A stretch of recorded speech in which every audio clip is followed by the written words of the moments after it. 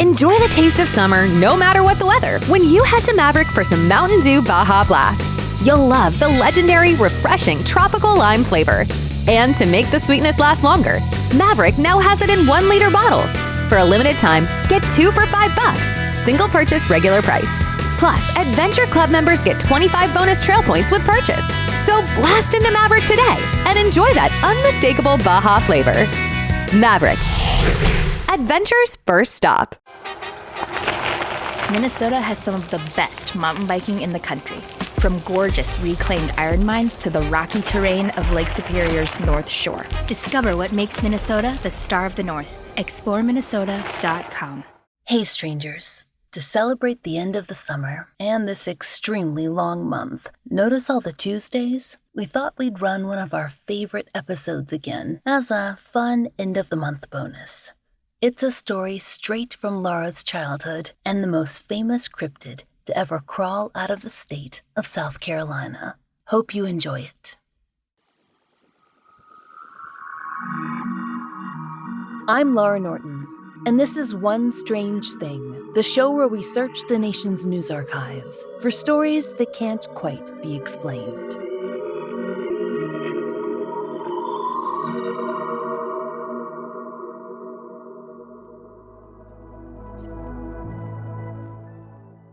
With the exception of West Virginia's Mothman and Florida's skunk ape, because of course Florida would have a skunk ape, the southeastern U.S. doesn't get too much coverage in the cryptid area. It might be because we're just, entertaining enough on our own merits down here to add another facet of the bizarre. But strangers, don't discount us totally. We do have a few good monster tales, tall or otherwise, you be the judge, down south. And today we bring you a story close to the heart of yours truly, the Lizardman of Bishopville, South Carolina. When your narrator was but a tiny lover of the paranormal, way back in the summer of 1988, this Lee County phenomenon struck and took the whole state by storm. There were Lizardman t-shirts and barbecue sauces and witness interviews all over the evening news, usually accompanied by an approximation sketch that was drawn by a teenager named Chris Davis, who'd experienced the most famous Lizardman encounter of all time. Seeing as Chris Davis was a 17-year-old high school student, it was not a professional forensic artistic rendering. Imagine, if you will, a sleeping bag with arms and legs and a suggestion of a face. Not very lizard-like or lizardly even, and yet it would be the only circulated visual of the Lizardman for many years. Which really is a shame, as Chris Davis would repeatedly describe the creature he saw at Orascape Swamp as absolutely terrifying. 7 feet tall, with glowing red eyes, 3 long clawed fingers on each hand, and 3 clawed toes on each foot, and shining scales, just like a snake. Oh, and the ability to run very, very fast. But we'll get to that in a moment. It shouldn't be a surprise, really, that South Carolina's most famous beast sprang up from the depths of Bishopville. Tucked into Lee County in the northeastern region of the state, Bishopville has had, in the past 50 years or so, more than its fair share of weird. As far as roadside attractions go, Bishopville is practically its own tiny Atlas Obscura. There's the Button King Museum, where the eponymous folk artist parked his button-covered hearse and entertained guests with live Friday performances on his button-studded guitar. Then there's the world's biggest boll weevil over at the Cotton Museum, and Pearls, a fantastic topiary garden out in the middle of nowhere. But for 6 months or so in 1988, there's no doubt about it. Lizardman was the #1 tourist draw. And what exactly were those tourists drawn to? Well, strangers, there were reports of a giant half-man, half-lizard living in Orascape Swamp. It was mostly nocturnal and largely avoided people, unless they happened to be in cars. Then it chased them down. Actually, the cars seemed to be its main interest, chewing on them specifically. But let's start at the beginning. A report of mysterious vehicle damage that spurred a Lee County teenager to share a tale of his alleged brush with the unexplained. According to the Charlotte Observer, on July 15, 1988, Lee County, South Carolina deputies were tasked with investigating a mysterious vehicle vandalism that had taken place right on the precipice of the Skateboard Swamp. The owners had awoken to find that their Ford had been mangled in a particularly bizarre way. The police described its chrome as, quote, chewed on. It looked as if it had been attacked by something, not a human, but a beast. A law enforcement representative told the Observer, "We were concerned that it might have been a rabid fox or a raccoon." Officers found animal tracks near the couple's home which, quote, didn't belong to a cow or a deer, but could be a bear's. No word on why cows or deer were under serious consideration, given their reputations for not eating cars. And lizards, well, they were definitely not a possibility. Not until a teenager named Chris Davis came forward and said he'd had a similar experience 2 weeks earlier.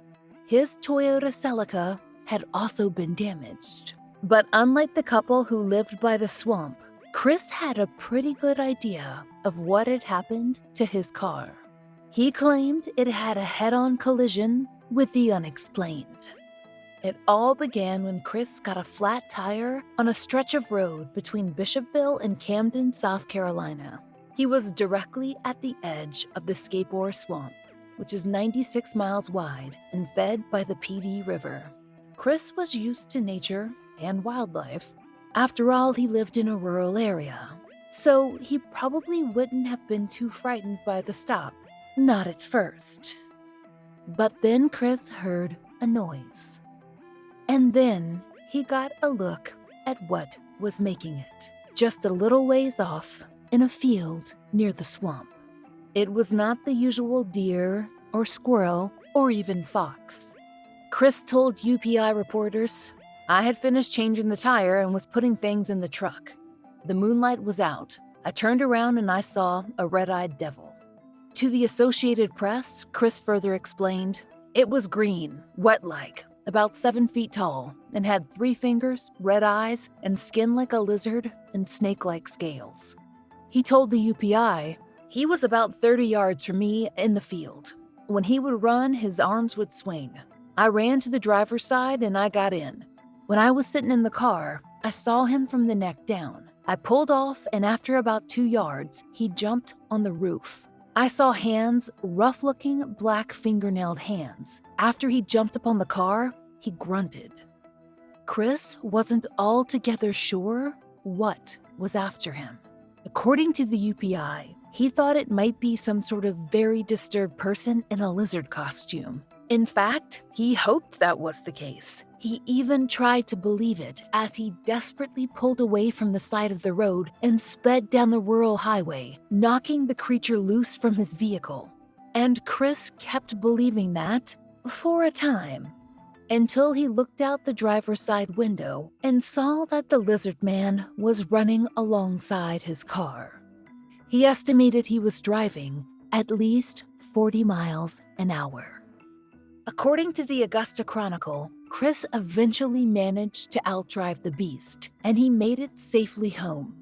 "He was so upset he left the car running," said Chris's father. "He was huffing and puffing. In a few minutes, he started crying."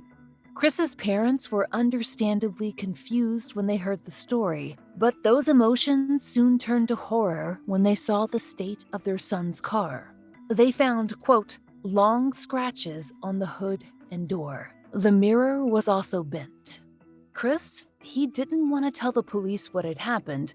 Who would believe him? But after he heard reports of a strange attack on a vehicle just outside Skateboard Swamp, he decided to get in contact with Lee County Sheriff Liston Truesdale. And, according to the Charlotte Observer, Truesdale seemed to take the teen's story seriously. Not that he'd seen a giant lizard, but that, well, he'd seen something. The sheriff was willing to call in an expert, specifically a biologist, Matt Knox. According to the Associated Press, Knox wasn't in town long before he decided to offer his opinion. He did not dispute that Chris Davis had seen something out on the road, but Matt Knox was definitely ruling out 7-foot reptile. "As far as I'm concerned, it's no wild animal," Knox told the AP. "All I can guess is it was a man, possibly a drunk." Knox guessed that this man might have been passed out in a ditch. "We must assume that all the tire-changing activity would have roused him." Knox added in support of his non-Lizardman theory, "From time to time, we do get sightings of bears or eastern cougars, but bears aren't green and they don't have red eyes." Similarly, a state wildlife official who also investigated was loath to support the lizard theory. Per the AP, the stripped chrome damage suffered by the couple who'd left their car near the swamp, it was eventually blamed on a very different creature. Quote, "The state wildlife official said the marks left on the car indicated that a red fox did the damage.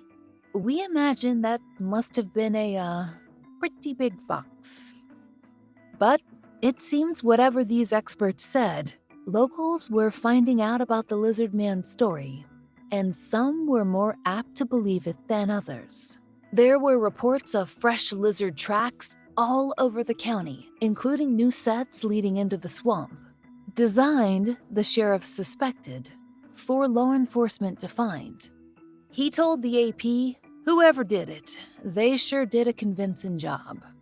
These marks seem to have been pressed into the ground with great pressure, as if they'd been created by a very heavy foot. The sheriff said, "We're running down a whole lot of rumors, but we'll cover what we can." Per the AP, one local claimed that the lizard creature, quote, "had attacked his mule and 2 cows." And a member of the sheriff's own team reported finding, quote, "strange strands of hair on a fence near the swamp." Although how that would be tied directly to a giant lizard covered in scales, we don't know. Of course, there would be an expert or two who later claimed that Chris had been mistaken and had actually encountered a Bigfoot or a skunk ape, so maybe that hair was an early, stinky clue. Now, some Lee County residents were less impressed with the entire affair. A giant lizard who liked to eat cars was a little much, even for a town with, let's face it, very few cable TV options.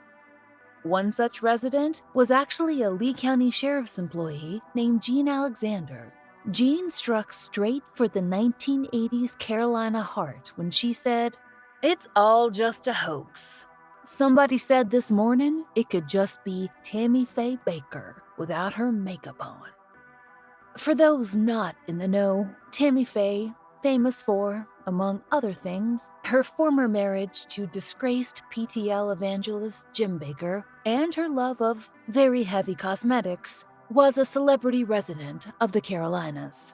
The former couple's biblical take on Disneyland, Heritage USA, was just a little ways off from Lee County, in Fort Mill, South Carolina. That said, aside from a comparison of Lizardman to Tammy Faye being rather uncharitable, the logistics are questionable at best. Tammy Faye was 4 foot 11 inches tall on a good day. In any case, local gun enthusiasts were not out hunting Tammy Faye. They were patrolling the edge of the swamp, looking for any signs of 7-foot lizards or 3-toed prints or bits of chrome caught in the grass. Their enthusiasm was probably stoked by, according to the Charlotte Observer, a local radio station's offer of a $1 million reward for capture of the beast. According to WCOS, then radio host Ron Hicks said, "Some are taking it seriously and some are not. If someone arrives at the station with the creature, we'll probably all be eating a lot of lizard."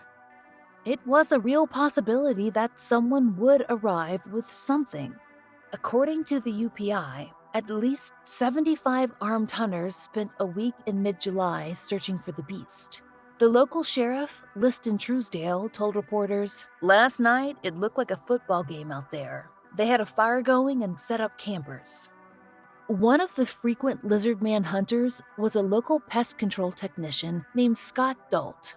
Scott Dalt actually had a theory as to why the lizard might have attacked Chris Davis in the first place, which he shared with the UPI reporters who'd flocked to Bishopville to report on the Lizardman. Quote, "Chris had the door open while he was changing the tire. On the seat was sitting a fistful of McDonald's fish sandwiches, and I think the smell of it, the sandwich, might have blown across the field, and that's what attracted him." Strangers, there was certainly an attraction. The fervor was nothing like Lee County had ever seen. Literally thousands of tourists came to the area in the weeks following Chris's sighting. The Associated Press estimated at least 50,000 in the 6 months following his experience. According to Adweek, People magazine featured the town, and there were, quote, rumors that Chris Davis was going to appear on Oprah Winfrey. CBS News even put the story on the national nightly news and told Adweek that, quote, the network hasn't received so many calls since it ran a piece earlier this year on freeze-dried pets, which we're going to go ahead and put in our back pocket as a future topic.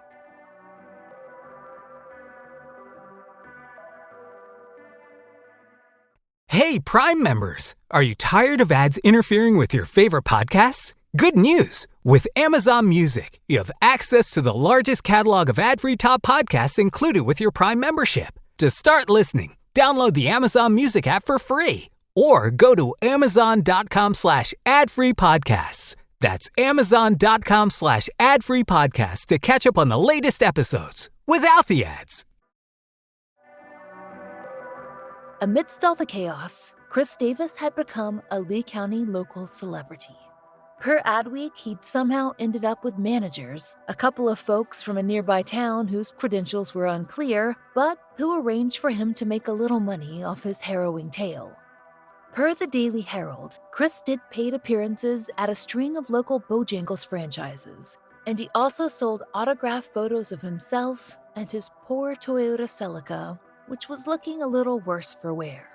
The rest of Bishopville was also doing a tidy business. Lizardman songs were being sung for visitors, specials were on every restaurant menu, and just about everyone was selling t-shirts.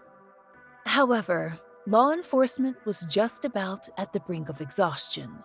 Not only had they been forced to establish a tip line, their phone lines were hopelessly tied up, but according to the AP, the State Bureau of Investigation, SLED, had gotten involved. After the sheriff's office found more tracks in the swamp, 14-inch by 16-inch ones, SLED sent out a dog team to search, but per the AP, it was too close to a recent rainstorm for them to pick up any promising scents. But out in the swampland, even more tracks were spotted. SLED spokesman Hugh Munn told reporters, "They did see tracks. They had 3 toes and dug down into the ground in 6-foot strides. I can't even say this with a straight face." As you might expect, Hugh Munn did not offer up a theory as to who or what might be leaving the tracks. One local law enforcement source did have a theory, though. Per the Charlotte Observer, the owner of a, quote, nearby butterbean packing shed had allegedly been having problems with theft at night. His shed was very near the swamp. The law enforcement source told reporters, "I'll just say this. He hasn't missed a damn thing since that boy saw the Lizardman." Which, we think, implies that he suspected Mr. Butterbean Shed of arranging the Lizardman sighting himself. But, frustratingly, there was no follow-up on this tantalizing gossip morsel. And try as they might, law enforcement weren't able to turn up a Lizardman. But The town seemed willing to ride the wave of popularity, that is, until a man claimed to have shot the famed beast, and then went straight to the sheriff's department with proof to claim his honor. In early August, Kenneth Orr, who was in the Air Force and stationed at Fort Sumter, claimed to have shot the Lizardman with his .357 Magnum. He said that he'd encountered the cryptid on US 15 and fired several shots. Then, Orr headed straight for Sheriff Truesdale's office to tell him the whole story. According to the Charlotte Observer, he even brought along proof, the evidence he'd gathered at the scene. When he'd struck Lizardman, his aim had been true. Sort of. He'd allegedly injured the creature so seriously that blood and scales were left scattered all over the highway. These he dutifully collected and turned over to the sheriff, who was unfortunately able to identify the mess as a pile of fish carcass leavings, which we assume no one wants to receive in a bag on a warm August night, even on the best of weeks. According to the AP, Kenneth Orr was soon in hot water and facing a judge. Truesdale told reporters, he said he was really sorry he caused all that trouble. He didn't know he was going to do all that. After the Kenneth Orr incident, some of the lizard hunting enthusiasm died down. Eventually, the tourists stopped coming in such a rush, though Bishopville still sells merchandise to this day.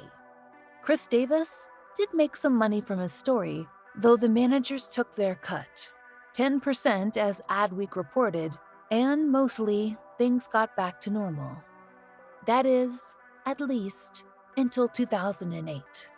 That's when another local couple, Bob and Dixie Rawson, residents of Bishopville, were surprised one February morning to, quote, find the front fender of their 2002 Dodge Grand Caravan chewed up, bite marks through the front grille, wheels on both sides bitten, and metal crumpled into a wad.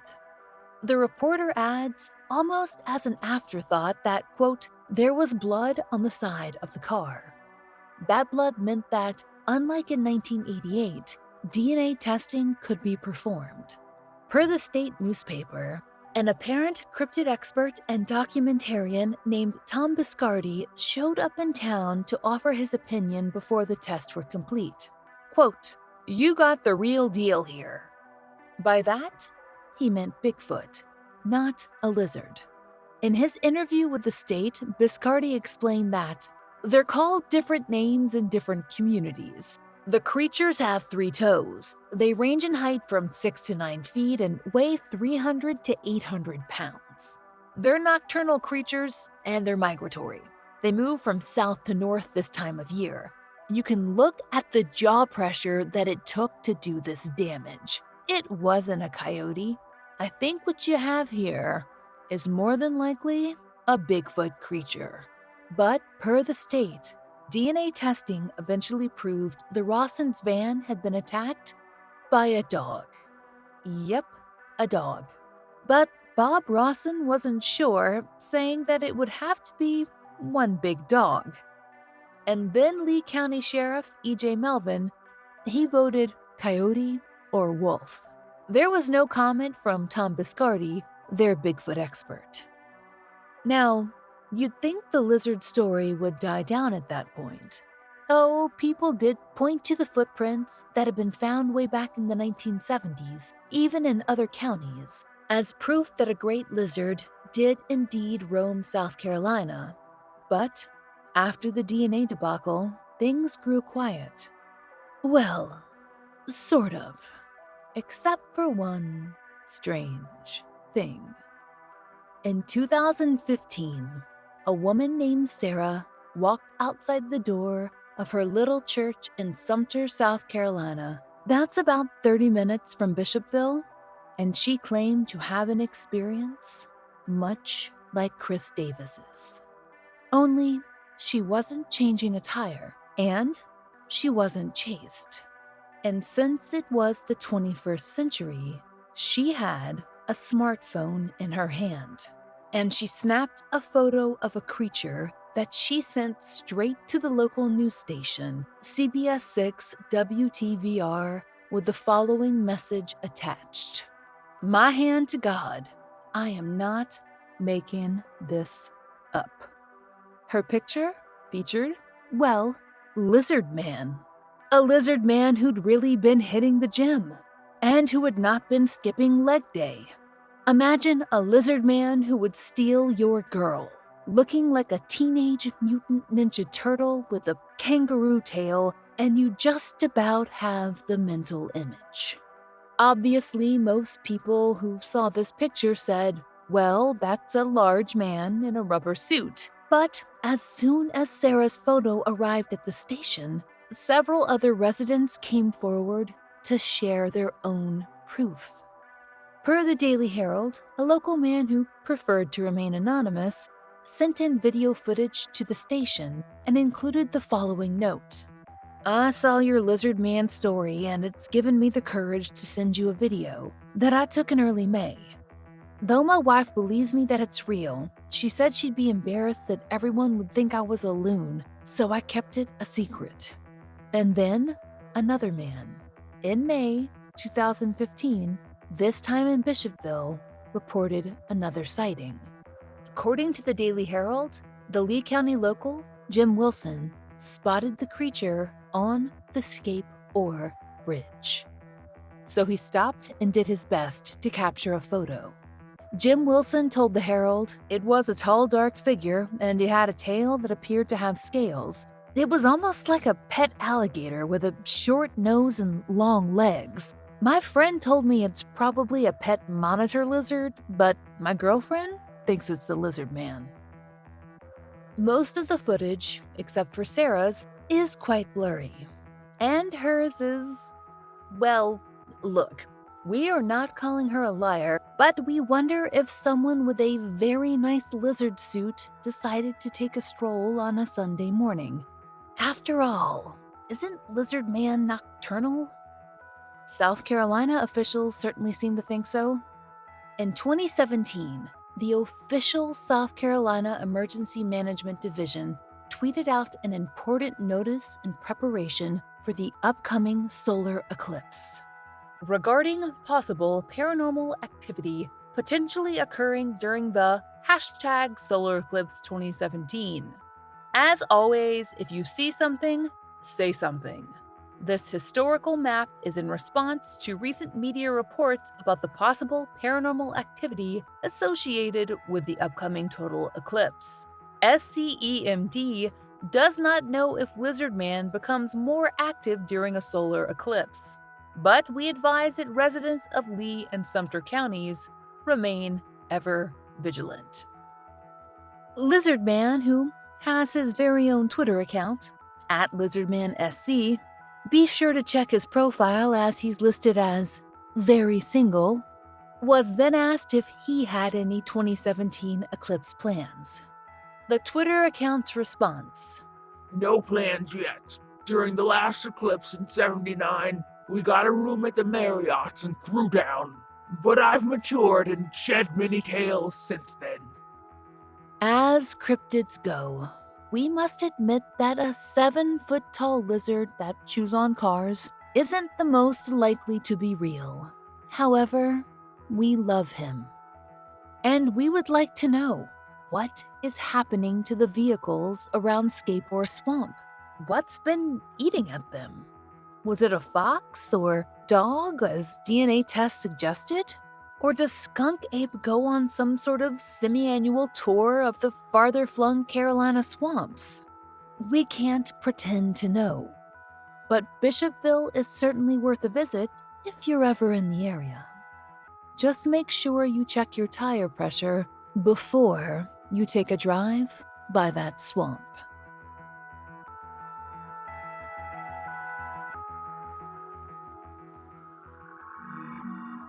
We hope you'll join us next time for another real-life story from the fine print of America's local papers, from the lives of regular people just like you and me, except for one strange thing. Oh, and strangers. One Strange Thing is an entirely independent production. To support the show and to hear more of the entirely true and enticingly peculiar, Join us over on Patreon. There, you'll get ad-free early releases of our regular episodes, full-length bonus episodes, blogs, and monthly live streams, all for $5 a month. We hope you'll check it out. There's a link in our show notes.